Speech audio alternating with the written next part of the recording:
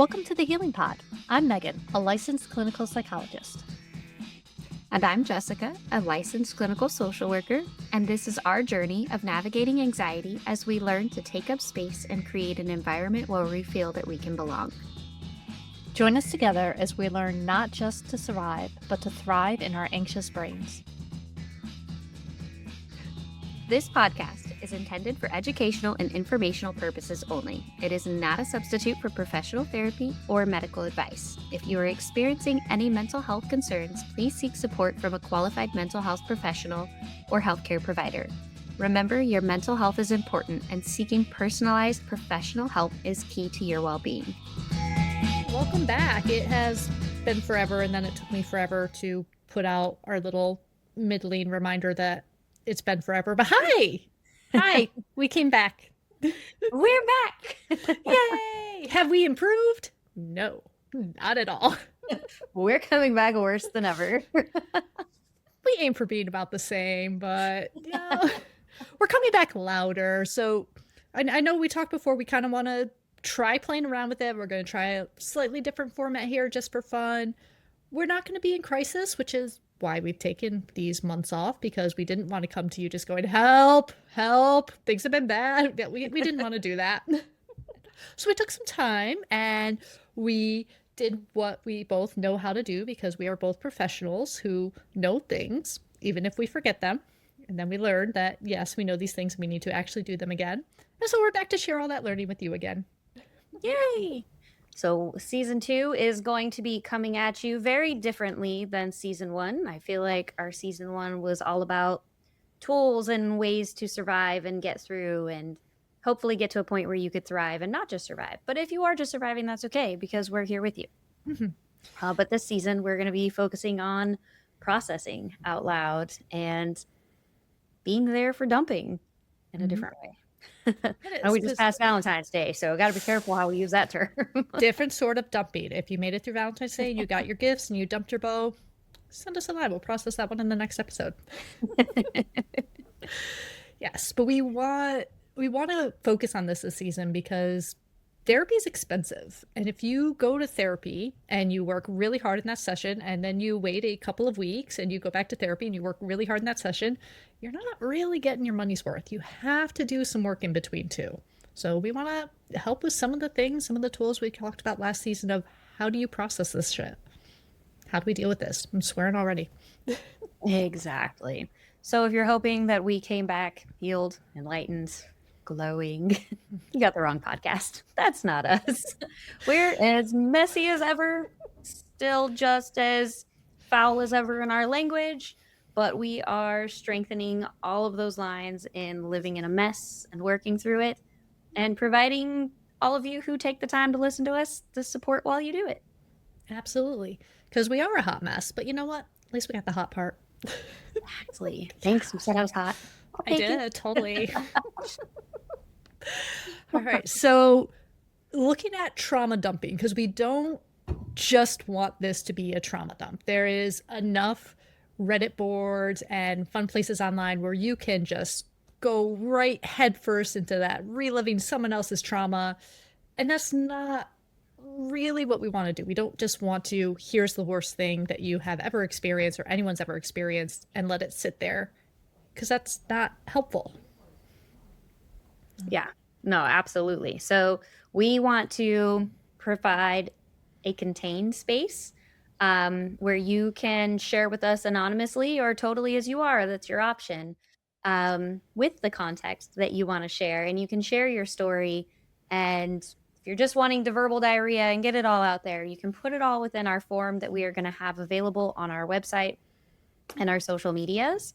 And you're going to get more than just deer in the headlights look. I mean, you may get our judgmental, non-filtered version of it.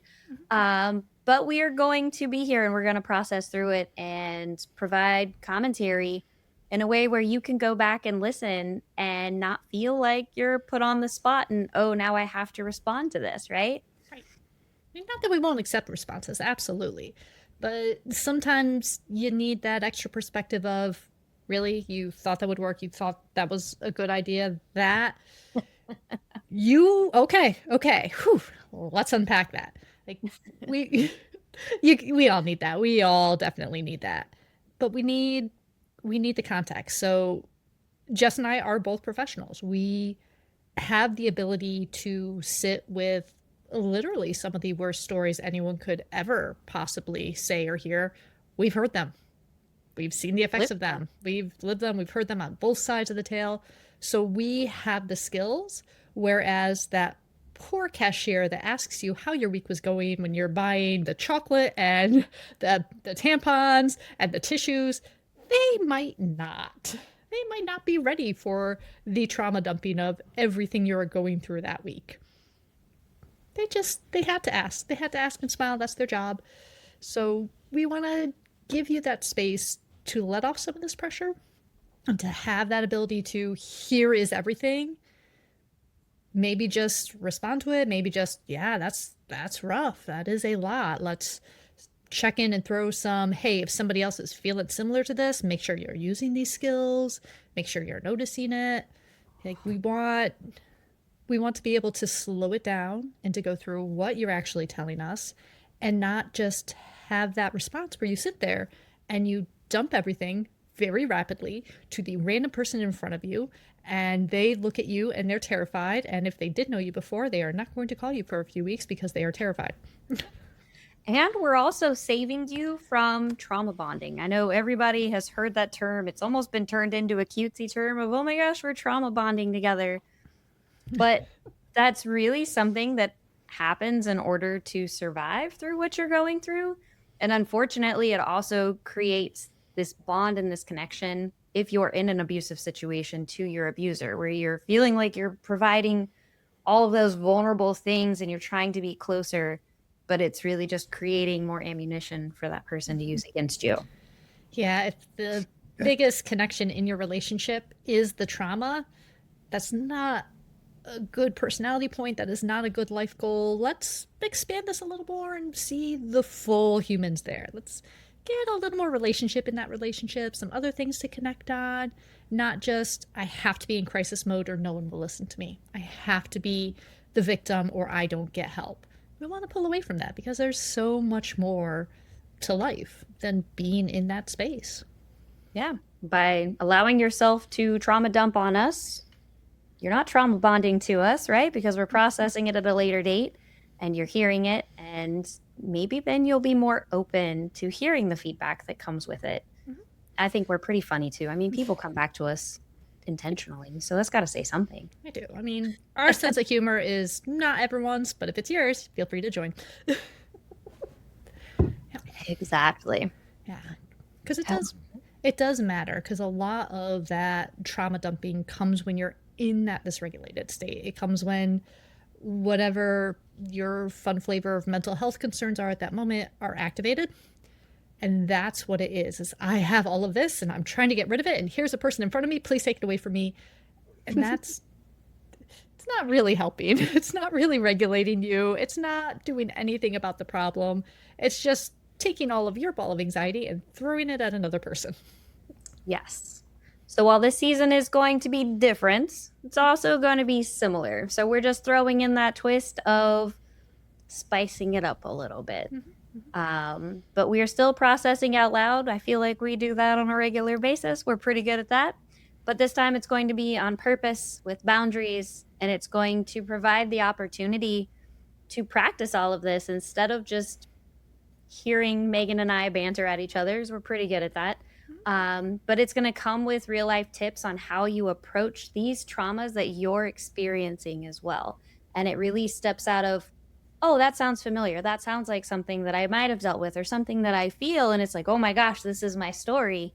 I want to stop and listen and hear, because these are going to be real world stories that we receive from all of you. And when we do hit that familiarity, like, oh, this sounds exactly how I was back in internship, let me tell you that story too, we're gonna dump ourselves in here too, because we are nothing if we're not blatantly honest and present, because that was a lot of what this is for us, just being able to be here with each other and talk through this stuff. Because this is our pod and you're joining in on it with us. Yeah. So So if you found it, awesome. If you're one of the people that we know and love who have found it, great to have you here always. If you think we're oversharing, we probably are, and feel free to just dismiss that and pretend it never happened. Okay, too. And if you see us out in public someday, if you live anywhere near either one of us, because we are on opposite ends of the world right now, not really, just the continent, but that's besides the point. Then stop us and be like, hey, you experienced some pretty fucked up shit. Can't believe you shared that publicly. Yeah. That's true. That's us. So I will try to make sure when I'm writing up the little notes for the session and making the titles for it that there's some hint as to what kind of things we're talking about in each session. That way you can decide if you have that time and energy and space to be here for it this week. I know not everything is for everyone. Some things it's just I'm not interested in that. It doesn't relate to me. And some things are like, yes, I'm going to listen to this one on repeat and see if I agree with you or if I'm going to write you angry letters about how wrong you are. Any of it. We love the angry letters. We do. They're funny. That gives us things to talk about. It does. But we want you to want to be here with us. We want you to want to listen and to hopefully get something out of this because it's fun for us to do, but we want it to be something you enjoy listening to and that you want to come back and keep listening to it. We are chaos, but we're consensual chaos. You're here because you chose us. Mm-hmm. You totally knew what you were getting into. Come on. Except for the few of you that somehow magically like just stumble into this in the middle. You might not know what you're getting into. It gets pretty obvious pretty quick. And to my mother-in-law that listens to our podcast, I apologize. You know I have a mouth on me. I try. I promised. I have cut down just for you. We do make efforts. I'm usually the one that messes that up. Don't lie. I'm the one that just come out with the F-bomb. Yeah. All right. We both suck at this. We're honest. My cup says it's not me, it's you. Listen, if the world weren't so fucked up, we wouldn't need to call it out on its shit. Sometimes these things require bad words. It does. It does. You know, I'm going to hold true to those studies that say if you don't swear often and you stub your toe and you start swearing, it actually hurts the pain. So physical pain, emotional pain, it's all the same stuff in your head. Swearing helps. It really does. You know what? We've heard two sides of the coin, right? There are people who are like, I don't need to talk about it. I'm leaving it behind me. The more I bring it up, it's just there. But then there's that other side too of I need to let these things out. I need to let it out. I need to say it. Sometimes for me, that's a cuss word. Sometimes it's what I'm feeling and what I'm dealing with because sometimes you're dealing with such crazy scenarios that when you say them out loud, you're like, wow, that's really what I'm going through. Maybe I'm not crazy. Maybe I'm just in a crappy situation. If you are responding to a crappy situation as if everything is fine and normal, something is very wrong. That's not true. Don't do that. No. My favorite saying is, I'm fine. How's everything going? It's good. It's okay.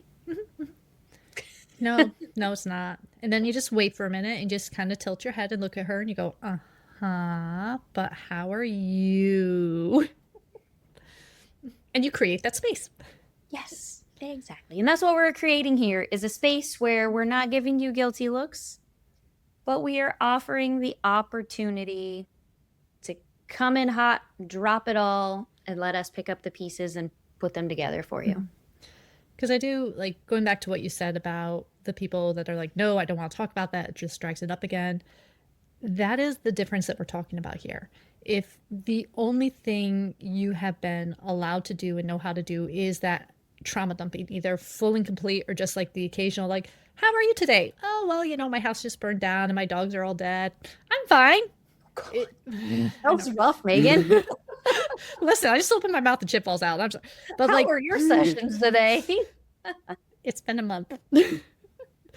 Like, if that is all you do and there's no space to pull it apart, to look at it and say, that is horrible. How are you doing with it? Where are you at? Like, if there's no way to pull that into the present, into how you're doing, into what's going on, into what you need, into how you're responding to it, it doesn't go anywhere.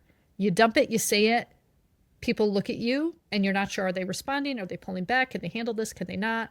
And then you move away and you try to hold it, you try to hold it, you try to hold it, and you dump it and you say it again the next time it comes up. that doesn't get you anywhere. It's not even giving you like decent exposure to it. It's just re-traumatizing you every time it pops out. So Yes. yeah. This season, we are showing up with awareness and intention, which I feel like we always show up with that. But providing you the opportunity to join us in this healing pod where you feel safe to share these things.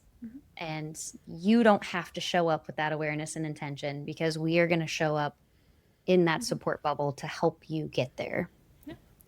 We're gonna take what you throw at us. We're gonna spread it out on that nice picnic blanket so we can look at all the different pieces of it from different angles, see what it feels like to talk through, what comes up for us, what we think might be coming up for you and your reactions to this, how that can affect different areas of your life, where else it might come from, and then see what do we actually do to get through this? How can we adjust how we're responding to things now, how we're approaching it, what types of help we might need, what other things we can look for. Just where do we start to create some wiggle room with it so it's not just trauma that stays here and it's solid and I have to look at it and I have to hold it every day and it's never. We want some flex here. We want some movement. We want to breathe.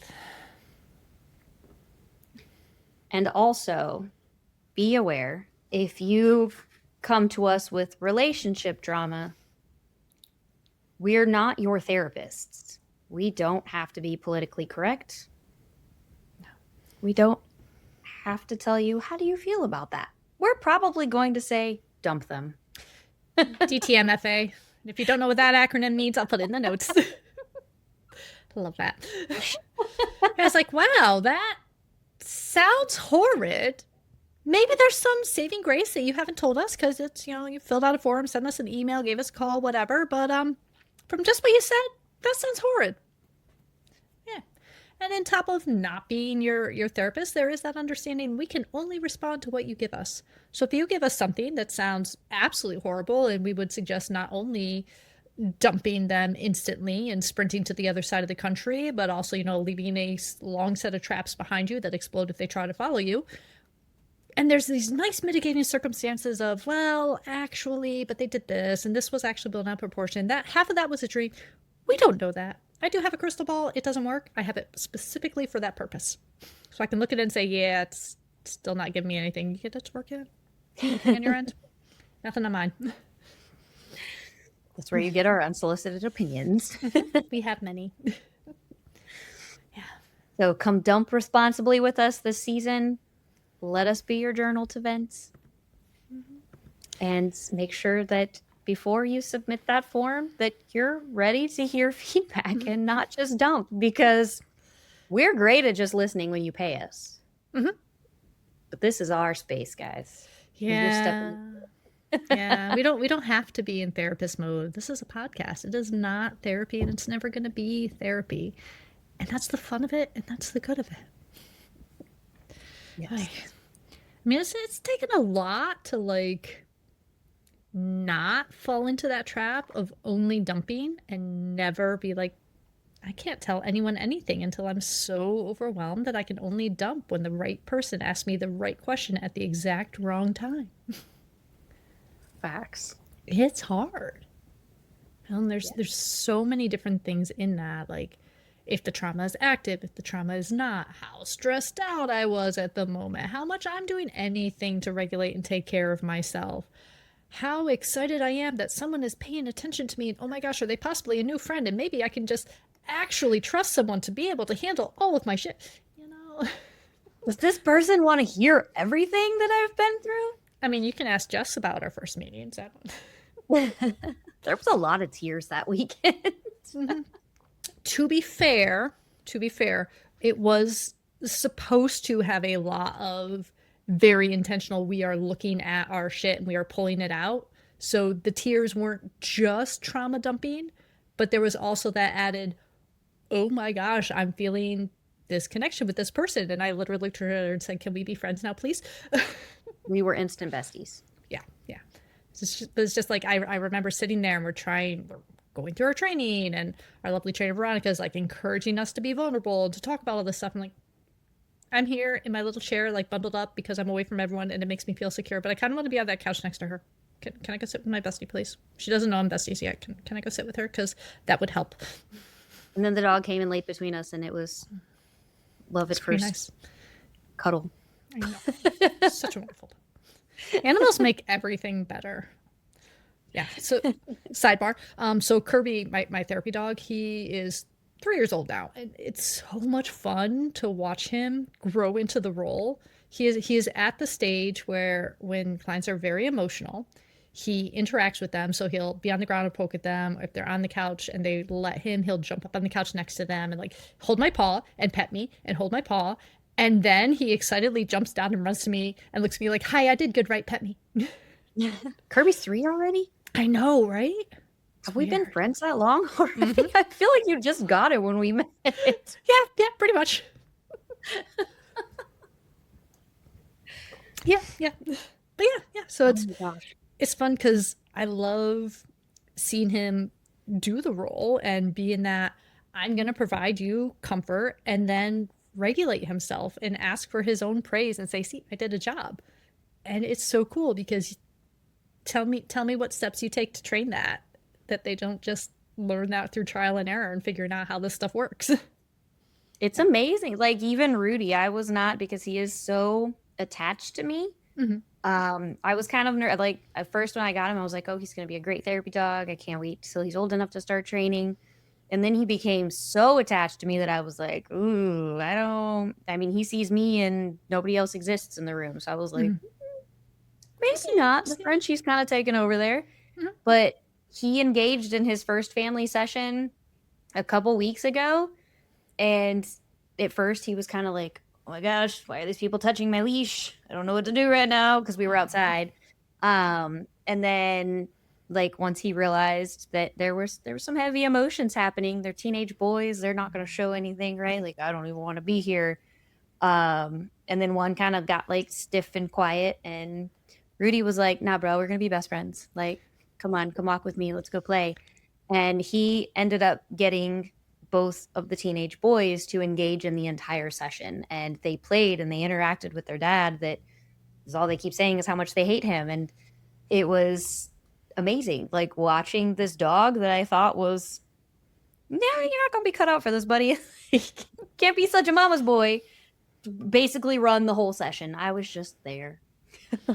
Don't you love that though? And like that's the wonderful thing that the therapeutic animals can do when you're actually working with them is they are so good at responding and pulling up these connections and pulling up the space, and we just get to like sit back and interpret and poke at and say, so that's possible, that thing right there that just happened, that is possible. What are you going to do with it Yep. now that you know that is something you are capable of, and that is the effect it has on you, and this is all it took to bring that out? What do we do? How do you carry that with you? How do we keep playing even if crazy therapist people aren't sitting there throwing snowballs at you? Yeah. So be prepared, friends, because you're going to get our non-anonymous trauma dumps.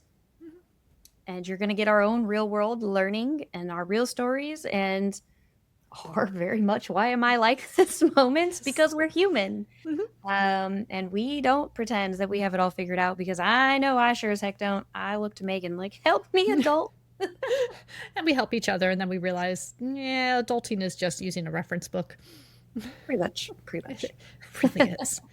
But yeah, like we'll share our own just like we always have, and we really want to invite you to share as well. You know, we will create this container. We will look at and bring some more awareness to whatever you show, and we're going to set up ways for you to share with us so that you don't have to tell us who you are or anything like that. If you would ever like to come online and open up about it, yeah, send us a message. We'll make it happen.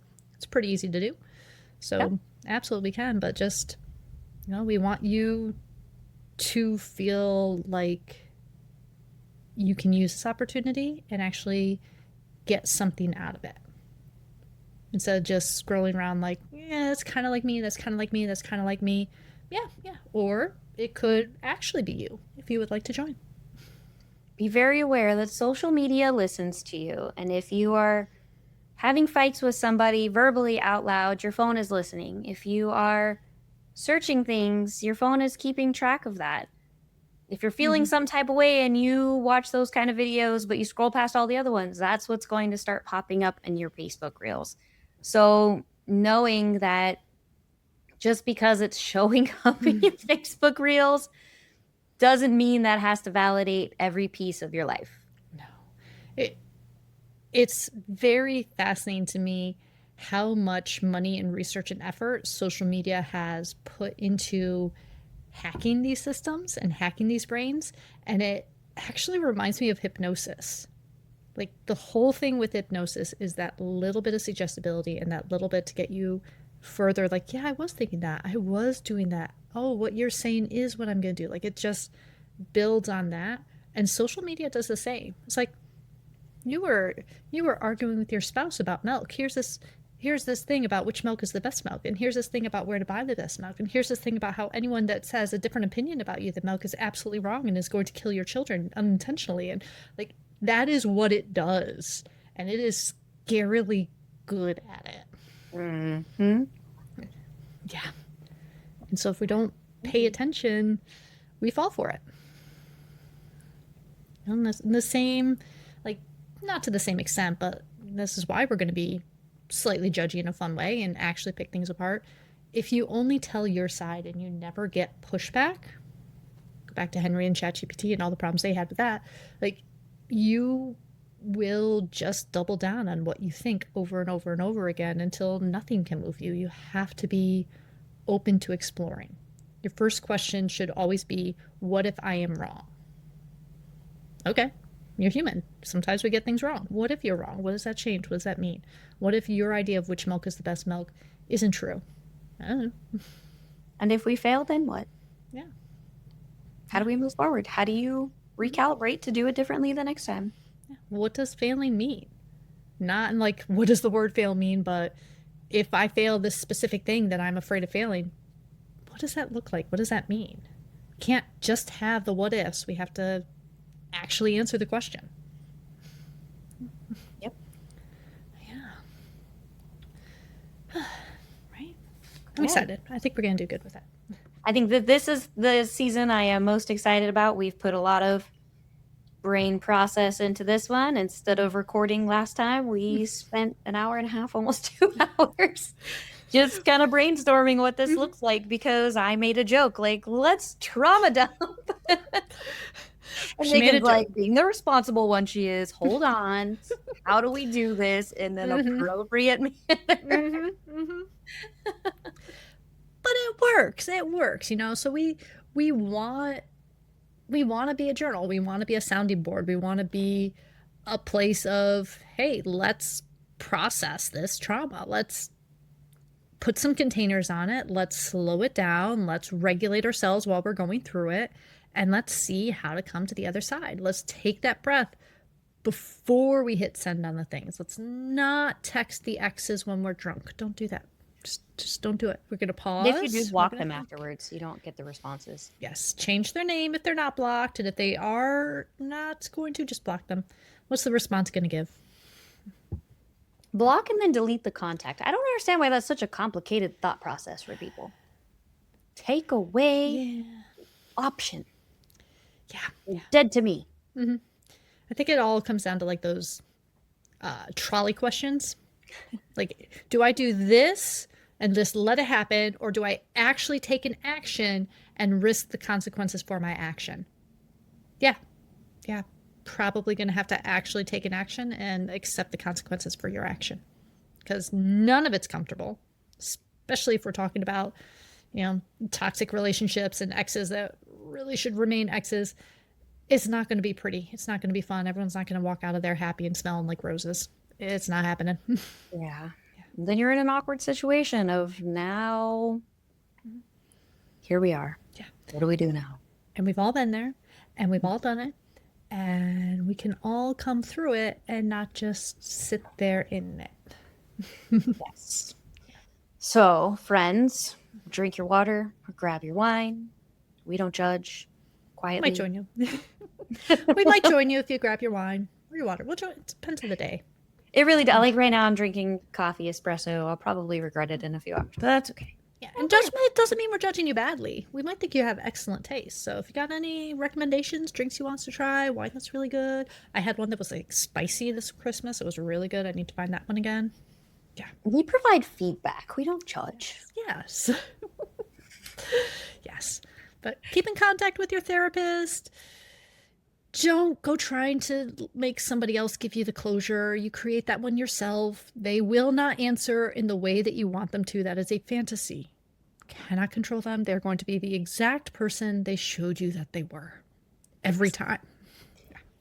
There is no closure in going backwards. No, never. And you can't recapture the lie you told yourself when it was beginning and you were really hopeful that it would all go well. You can't recapture that ever. Like I told my clients and myself, the closure is in saying, I'm done. I don't want to do this anymore. Absolutely. So I'm going to put this one out actually quicker than usual past the other one that I'm almost done editing and then I need to put out just because they're both kind of planning ones and we're not really getting into the meat and potatoes yet. But that is our plan for the season. We will post on our pages how you can contact us, how you can drop your stories. There's no rules, restrictions. We'll just kind of sift through and see if they go together, if we think this one's big enough, we can do an entire session on this one. Whatever it is, we'll just have fun. And if we need to change it up, we will change it up then. Yep. Sound good? We're showing up authentically as ourselves. I am going to be better at social media this go around because we are going to be monitoring for your trauma dumps. Absolutely. I like to read, guys, so give me your stories. Never too long. And now that we're back on track, we will be good at keeping our schedule again. We're not going to disappear for a few months again. We're going to get through a bit, and hopefully we'll get to a point where we can warn you before we need to disappear again and reset for another season. But We are 2 recordings in a row showing up as planned. Yeah, love it. All right, so thank you all for coming back. Thank you for sticking with us. If you found us once, you can find us again. We are on Spotify, Apple Podcasts, anywhere where you can find your podcast. It's been a while, so I'm forgetting all my things I usually said.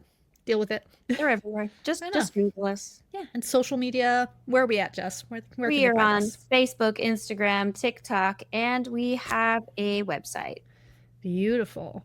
So hopefully you will all enjoy coming back with us and give us your stories and we'll poke through it. We will talk to you all in a few weeks. Bye, everyone. Bye.